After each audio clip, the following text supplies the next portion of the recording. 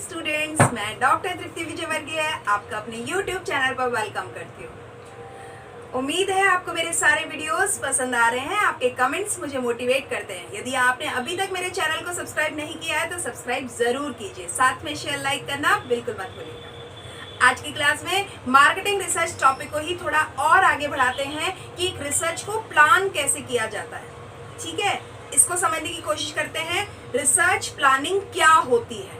तो research planning क्या होती है उसको ये समझ लो कि एक ऐसा छोटा सा डॉक्यूमेंट होता है जो कि बहुत ही सिस्टमैटिक और कंसाइज मैनर में होता है। फिर से समझना, बहुत ही सिस्टमैटिक होगा और बहुत ही कंसाइज मैनर में। कंसाइज का मतलब थोड़े में बहुत कुछ होगा, बहुत ही रेलेवेंसी के साथ होगा।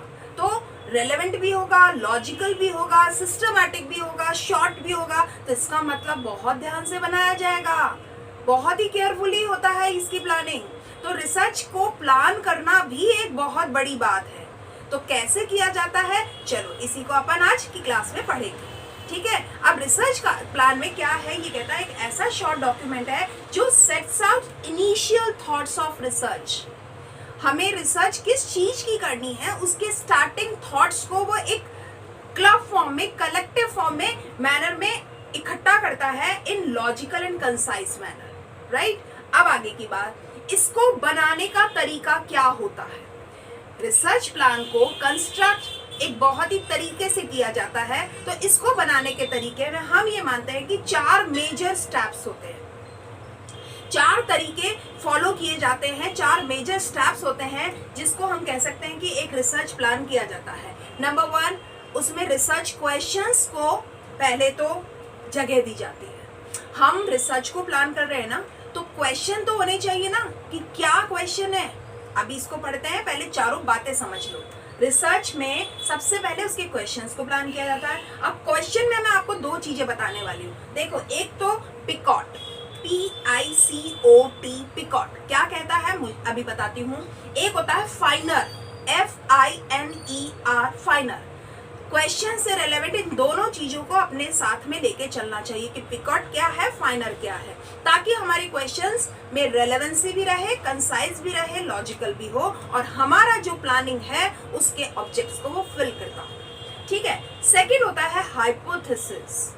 हाइपोथेसिस, एक बात याद रख लेना, ये कोई गैस नहीं है, हमने अनुमान लगा लिया, एक एस्टिमेशन कर लिया ना। More than gas, more than estimation. तो क्या होता है ये, इसको हम एक सरल भाषा में कह सकते हैं प्रिडिक्शन होता है। हम पहले से एक चीज का अंदाजा लगा के चलते हैं। जब भी आप रिसर्च प्लान करते हो तो रिसर्च के क्वेश्चंस को आंसर करने से पहले, डाटा को गैदर करने से पहले आपको एक हाइपोथेसिस डेवलप करना होता है। अब यहाँ पे एक क्वेश्चन है कि क्या एक ही हाइपोथेसिस डेवलप करना चाहिए। देखो, जनरली 2 या 3 बस इतने ही हाइपोथेसिस होने चाहिए। इससे ज्यादा हाइपोथेसिस टोटल कंफ्यूजन करेंगे और इतना नेचुरल रिजल्ट्स नहीं लेके आ पाएंगे। तो 2-3 ही हाइपोथेसिस डेवलप करनी चाहिए, ना कम ना ज्यादा। आगे बात करते हैं एम्स और ऑब्जेक्टिव। ये जो रिसर्च हम प्लान कर रहे हैं उसका उद्देश्य क्या है, उसके लक्ष्य क्या है, इस चीज को हमें सोचना पड़ता है। और लास्ट है हमारा रिसर्च का डिजाइन, यानी हमने रिसर्च को जो प्लान कर रहे हैं उसका एक्चुअल अब डिजाइन क्या होने वाला है। वो क्वांटिटेटिव डिजाइनिंग होगी या क्वालिटेटिव डिजाइनिंग होगी, इसको मैं अलग से एक वीडियो में पढ़ाने वाली हूँ, बहुत डिटेल में पढ़ाऊंगी। बहुत इंपॉर्टेंट टॉपिक है रिसर्च डिजाइन। आज की क्लास में केवल इसको हम थोड़ा सा इंट्रोडक्टरी फॉर्म में टच करेंगे कि ठीक है रिसर्च डिजाइन क्या होता है। ठीक है, चलिए अब शुरू करते हैं। सबसे पहले है रिसर्च क्वेश्चन। अगर मैं रिसर्च क्वेश्चन की बात कर रही हूँ तो देखो, एक बात याद रखना, रिसर्च क्वेश्चन हमेशा रिसर्च प्लान करने से पहले डेवलप किए जाते हैं। क्यों कर रहे हैं हम ये रिसर्च। अब अगर ये क्वेश्चन आपको नहीं पता है कि हम ये क्यों कर रहे हैं, तो उसका मतलब है आप रिसर्च अच्छे से नहीं करोगे। यानी what am I proposing to do, मैं क्यों कर रहा हूँ, क्या प्रपोज कर रहा हूँ, इससे मेरी कौन सी प्रॉब्लम किस तरीके से सॉल्व होएगी, इस प्रॉब्लम के चैलेंजेस क्या है, इसको मैंने कैसे एग्जामिन करना है या एनालिसिस किस बेस पे करने वाला हूँ। इन सारी चीजों के एक लॉजिकल और सिस्टमैटिक मैनर में एक बहुत ही सुपरफिशियली इसको कंडक्शन किया जाता है, ताकि कि हमें ये पता लगे कि हमारे क्वेश्चंस क्या कहने वाले हैं। अब मैंने आपको कहा इसमें हम 2 चीजें पढ़ेंगे, एक है पिकॉट और एक है हमारा फाइनर। अब पिकॉट क्या है वो समझो। देखो, ये कहता है कुछ ना कुछ क्राइटेरिया हमें बना करके ही रिसर्च क्वेश्चन डेवलप करने चाहिए। अब रिसर्च क्वेश्चन में पाइकॉट क्या कहता है, population to be studied, P stands for population. Population should be studied का मतलब है आपका जो सैंपल साइज है, जो यूनिवर्स होने वाला है, जो पॉपुलेशन है, उसको आप पहले तो ये पता करो कितना रखने वाले हो। 50 लोग, 1000 लोग, 100 लोग, कितना पॉपुलेशन क्या होगा, ठीक है। अब उसके बाद में इंटरवेंशन ऑफ इंटरेस्ट, उनका आपस में क्या जुड़ाव है, क्या उसमें इंटरेस्ट है, वो इंटरवेंशन क्या है वो पता करो। फिर कंपैरेटिव द इंटरवेंशन, उनको कंपेयर करो कि ये जो पॉपुलेशन है उसका आपस में क्या कोई कंपैरिजन है या नहीं है, इररिलेवेंट तो नहीं है। फिर अब हम जो एसेस करने वाले हैं चीज़ों को, उस आउटकम को हमें ये देखना पड़ेगा, हमें जो इस क्वेश्चन से मिल सकता है वो क्या होगा, और हम टी के हिसाब से लेंगे कि टी में टाइम फ्रेम, कितने समय में हमारा ये काम होगा, ये आउटकम हमारे कितने समय में आएंगे। तो हमने क्या करा, पी से पॉपुलेशन, आई से हमने ये करा इंटरवेंशन कितना है, सी से हमने ये कहा कंपैरिजन क्या है, ओ से आउटकम क्या आएगा, और टी कितने टाइम में ये आउटकम आएगा। ये तो है पिकॉट। अब इसके बाद में फाइनर भी एक चीज काम करता है। सारे रिसर्च जो प्लानिंग होती है उसमें केवल पिकॉट से ही काम नहीं चलता, कभी कभी बहुत ही डेप्थ में जब काम करना होता है तो फाइनर भी लगाना पड़ता है। अब फाइनर क्या है, FINER। अब फाइनर में देखिए, F stands for feasible to perform. It must be observe कि आप जो भी क्वेश्चन उसमें डाल रहे हो, प्लानिंग में, रिसर्च में जो डाल रहे हो, वो क्वेश्चन आपके फिजिबल होने चाहिए, मतलब व्यवहारिक होने चाहिए। आप इन क्वेश्चंस के आंसर ले पाओ ऐसे होने चाहिए, क्योंकि क्वेश्चंस भी गुड क्वेश्चन और बैड क्वेश्चंस होते हैं। एक बेहतरीन क्वेश्चन पूछा जा रहा है, एक ये एवरेज क्वेश्चन पूछा जा रहा है, या एक बकवास क्वेश्चन पूछा जा रहा है। देखो, एक बेहतरीन क्वेश्चन अगर पूछा जाता है तो आंसर देने वाले को थोड़ा सा स्पष्टीकरण मिलता है और वो बहुत ही क्लियरली अपना आंसर करता है। लेकिन आप एक उलझा हुआ क्वेश्चन पूछते हो तो सामने वाला टोटल कंफ्यूज हो जाता है। तो it must be feasible to perform. ऐसा क्वेश्चन होना चाहिए जिसको कि हम कंडक्शन करवाने में ईजी हो और वो व्यवहारिक हो, ठीक है। वो हो गया फिजिबल F। अब आते हैं आई में। आई में कहता है interesting for the researcher and user. जिस भी व्यक्ति से आप वो क्वेश्चन पूछने वाले हो उसके लिए वो इंटरेस्टिंग होना चाहिए, उसको वो रुचि आनी चाहिए, उस क्वेश्चन को सुन करके उसे मजा आना चाहिए, उस आनंद के साथ में वो उस आंसर को दे पाएगा। अगर क्वेश्चन इंटरेस्टिंग नहीं है, बोरिंग क्वेश्चन पूछ रहे हो, तो आंसर देने वाला अपनी एनर्जी नहीं लगाएगा, वो अपना एनर्जी और वो एंथुसियाज्म शो ही नहीं करेगा। तो it must be interesting, I, right. अब एन की बात करते हैं, नॉवल। जनरल क्वेश्चंस मत पूछिए प्लीज। आप अपने रिसर्च को प्लान कर रहे हैं ना, नोवेल्टी आइटम होना चाहिए, नोवेल्टी फीचर होना चाहिए। अपने क्वेश्चंस में कुछ खास, कुछ नया, कुछ विशेष, कुछ दूसरों से हटकर होना चाहिए। तो नोवेल्टी मस्ट बी देयर। तो नोवेल्टी होगी तभी आप उसे वाइड कंटेक्स्ट में या एक जो लोग हैं हम उसमें लोकल कंटेक्स्ट में पूछ पाएंगे।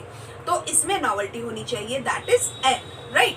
अब ई, एथिकल, टू अंडरटेक। आप जो भी क्वेश्चन पूछ रहे हैं क्या वो नीतिगत है, उसमें नीति जुड़ी हुई है, एथिक्स जुड़े हुए हैं। आप किसी को गलत तरीके से तो क्वेश्चन नहीं पूछ रहे हो या गलत क्वेश्चंस तो नहीं पूछ रहे हो, ये एथिक्स का साथ होना चाहिए। तो question must be ethical, right. E से अब आता है आर, रेलेवेंसी होनी चाहिए। रेलेवेंसी का मतलब है जो भी हमारा क्रिटिकल प्रैक्टिसेस है उसमें रेलेवेंट होना चाहिए। हम इस प्रॉब्लम को लेकर के कुछ क्वेश्चन अगर डेवलप करते हैं तो उन क्वेश्चन से क्या हमारा वो प्रॉब्लम सॉल्व होने की रेलेवेंसी है, या मालूम चला कि प्रॉब्लम तो अपनी जगह रह गई और हमने क्वेश्चन भी कंडक्ट कर लिए, क्वेश्चन भी पूछ लिया और कोई मतलब भी निकला। तो अगर आपका रेलेवेंसी नहीं है उस क्वेश्चन के साथ में, उस रिसर्च के प्लानिंग के ऑब्जेक्टिव के साथ, तो फिर बेकार है ऐसे क्वेश्चंस। तो there must be a relevancy of a question in the research object, right.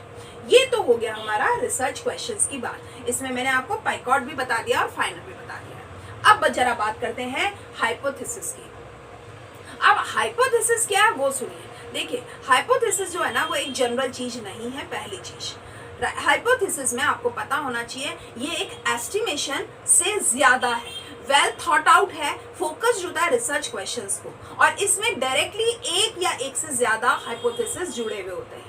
अब सोचने की बात है क्या होता है हाइपोथेसिस, तो देखो ये सिंपल आपके हॉन्चेस नहीं है या गैसेस नहीं है, एक्चुअली वो एक फाउंडेशन होती है। किसी भी साइंटिफिक नॉलेज के लिए आपको एक फाउंडेशन, एक बेस लेके चलना पड़ता है, एक प्रिंसिपल को पीछे लेके चलना पड़ता है, तब कहीं आप अपने एक्सपीरियंसेस को शेयर कर पाते हो और फिर उन लोगों के विजन्स को ले पाते हो। तो हाइपोथेसिस होना चाहिए। अब हाइपोथेसिस क्या है, सबसे पहली चीज एक अच्छा हाइपोथेसिस, स्ट्रॉन्ग हाइपोथेसिस की अगर बात करेंगे तो स्ट्रॉन्ग हाइपोथेसिस वो होता है जो किसी भी रिसर्च क्वेश्चन के इंसाइट को प्रोवाइड करवाता है, यानी उसकी एक झलक देता है। जो क्वेश्चन आप पूछ रहे हैं उसके साथ उसका एक हाइपोथेसिस लेके चल रहा है, हाइपोथेसिस के बेस पे ही एक क्वेश्चन का इंसाइट डेवलप होता है। सेकंड बात होती है वो टेस्टेबल होना चाहिए, मेजरेबल होना चाहिए। किसी भी हाइपोथेसिस को अगर आप डेवलप कर रहे हो और उसको आप टेस्ट नहीं कर पाते हो या उसको आप मेजर नहीं कर पाते हो, तो ऐसा हाइपोथेसिस कोई काम का नहीं होता है। इसके अलावा अगर एक बात कहें तो कि उसमें चैलेंजिंग है कि नहीं है, चैलेंजेस होना चाहिए, उसमें एड्रेस बाय अदर्स होना चाहिए, ताकि एक डिफरेंट अप्रोच को हम डेवलप कर सकें। तो ये हाइपोथेसिस जो होना चाहिए उसमें हमें पता हो कि वो मेजरेबल भी हो, वो प्रैक्टिकल भी हो, और वो रेलेवेंट भी हो, वो इंसाइट भी देता हो, साथ के साथ में वो सारी चीजों पे वो चैलेंजेस को फुलफिल करता हो, वो एड्रेस करता हो जिस क्वेश्चन को हम टारगेट कर रहे हैं। ठीक है, तो अधिकांश तो क्या होता है, प्राइमरी हाइपोथेसिस 3 से ज्यादा नहीं होते, 3 हाइपोथेसिस बहुत होते हैं। लेकिन और ये हाइपोथेसिस ऐसा होने चाहिए जिससे आपका जो ऑब्जेक्ट है वो फुलफिल हो रहा है। एक गुड हाइपोथेसिस और एक पुअर हाइपोथेसिस का भी अपना एक रोल होता है। अगर हाइपोथेसिस गुड हुआ तो मान के चलना कि गुड हाइपोथेसिस आपको डेवलप करेगा या इवैल्यूएशन करने में बहुत ही हेल्प करने वाला है, लेकिन एक पुअर जो हाइपोथेसिस होगा ना वो केवल और केवल कंफ्यूजन क्रिएट करेगा। तो it must be aware about the development of hypothesis. ठीक है, अब आगे बढ़ते हैं, एम्स की बात कर रहे हैं। अब एम्स क्या कहता है, हमारे ऑब्जेक्ट क्या है। हमारे ऑब्जेक्ट के लिए वो ये कह रहा है हमारे ऑब्जेक्ट क्लियर होने चाहिए, हम किस लिए कर रहे हैं ये अपना। ठीक है, तो ये जो एम्स है, ऑब्जेक्ट है, हमारा रिसर्च प्लानिंग जो हम कर रहे हैं वो क्यों कर रहे हैं, यानी सिंपल टर्म्स में हम ये क्या कह सकते हैं कि रिसर्च प्लान में ऑब्जेक्टिव हमारे हाइपोथेसिस को टेस्ट करते हुए होना चाहिए, जिससे हम वो जो डेवलपमेंट मिल रहा है उससे हमारे ऑब्जेक्ट्स क्लियर हो जाए, कंप्लीट हो जाए। To accomplish the object there must be a clear hypothesis, there must be a clear aim, right? तो इन एम्स के जरिए हम अपने रिसर्च को एक बेहतरीन प्लानिंग दे सकते हैं। अच्छा ऑब्जेक्ट और बुरा ऑब्जेक्ट वो दोनों अपना एक असर डालते हैं, तो इट मस्ट बी क्लियर कि आपके ऑब्जेक्टिव्स क्लियर होने चाहिए, राइट? अब बात करेंगे कि हमारा रिसर्च डिजाइन क्या कहता है। अब रिसर्च डिजाइन क्या कहता है उसको समझिए। हमारा रिसर्च डिजाइन ये कहता है कि आप अपने रिसर्च को किस तरह से प्लान कर रहे हो। रिसर्च डिजाइन में आप किस तरह से चीजों को प्लान कर रहे हो, और ये चीज आपको क्लियर करती है कि क्या आप स्मार्ट को फॉलो कर रहे हो। रिसर्च डिजाइन में एक खास चीज होती है स्मार्ट। तो स्मार्ट को जब आप फॉलो करते हो, यानी जब आपके एम्स हैं, एम्स के बेस पे आप डिजाइन करने वाले हो, तो एम्स में भी स्मार्टनेस होनी चाहिए। S stands for specific. आपके ऑब्जेक्टिव स्पेसिफिक हो, विशिष्ट होने चाहिए, मेजरेबल होने चाहिए, एम से अचीवेबल होने चाहिए, ए से यानी उनको आप प्राप्त कर सको, आर से रेलेवेंट होने चाहिए, और टी से टाइम रिलेटेड होने चाहिए। जब आप स्मार्ट ऑब्जेक्टिव्स डेवलप कर लेते हो, यानी स्पेसिफिक, मेजरेबल, एसेसिबल, यानी जिसको हम अकॉम्प्लिश कर सके, आर से रेलेवेंट एंड टाइम रिलेटेड जब आप कर लेते हो, तब हम अपने रिसर्च डिजाइन को फोकस कर सकते हैं। तो रिसर्च डिजाइन से क्या होता है, इसमें हमारे एक लॉजिकल सीक्वेंस डेवलप हो जाता है, और तब हम कहीं जाकर के अपने रिसर्च प्लान को बेहतरीन दिशा दे पाते हैं। तो रिसर्च प्लान में हम इस प्रोसेस में एनेबल करते हैं एक रिसर्चर्स को कि वो अपने एनवायरनमेंट के साथ में और अपने टाइम कॉन्स्टेंट के साथ में अपने क्वेश्चंस को किस तरह से फ्रेम करके अपने पॉपुलेशन से उन चीजों के आंसर लेकर के किस तरह से एनालिसिस करेगा और किस तरह का डिजाइन वो डेवलप करता है। क्वालिटेटिव भी हो सकती है, क्वांटिटेटिव भी हो सकते हैं। क्वालिटेटिव डिजाइंस में आप मेजर करते हो और क्वांटिटेटिव में आप कैलकुलेट करते हो, टेस्ट अप्लाई कर सकते हो। तो इस तरीके से हम अपने रिसर्च डिजाइन को डेवलप करते हैं। ये हमने अभी पढ़ा है अपना जो अपना रिसर्च प्लानिंग है, इसमें रिसर्च डिज़ाइन को मैं आगे की एक वीडियो में क्लियर करूँगी। कोशिश करेंगे कि हमारे को ये चीज़ें इजीली और तरीके से समझ में आ जाए। मेरी पूरी तरह से कोशिश रहती है आपको मेरा ये स्टाइल पसंद आता होगा। And thank you for keep watching my videos regularly. Thank you.